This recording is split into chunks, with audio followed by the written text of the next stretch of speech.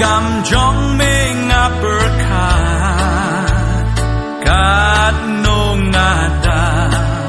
da jinglyngngoh Bakhraw khlour sngew jingriew pyrthat Kylleng sawdong Kam Jong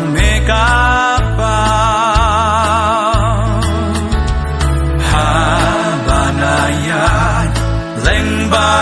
lawbah lawsan sngewthiang sngewthiang Mynsiem kliar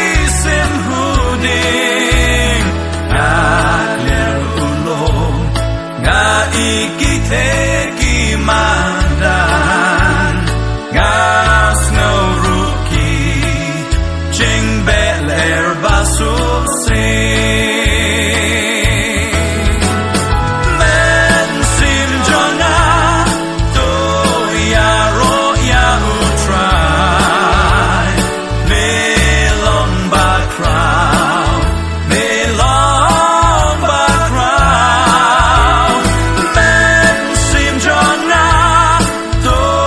iaroh U Trai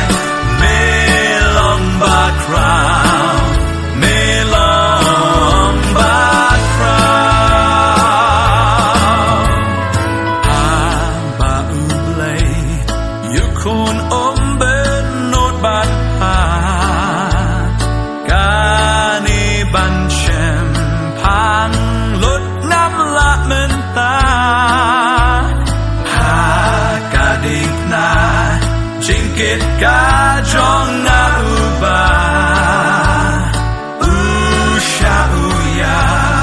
ban pelat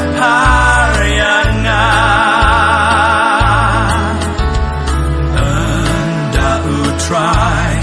Un wan hap deng jingriew ban lying nang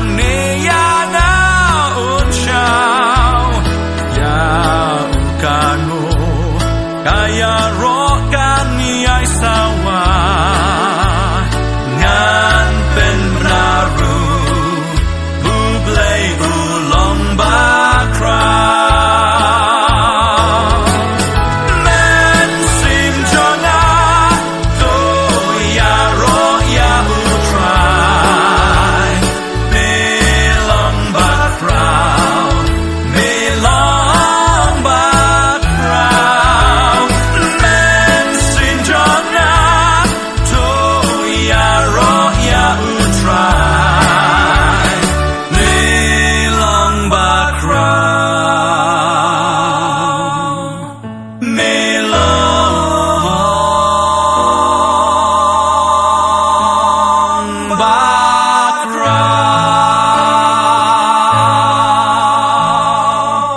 Mynsiem iaroh U Trai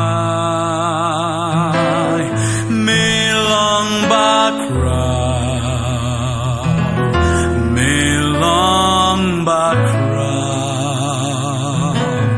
Mynsiem iaroh U Trai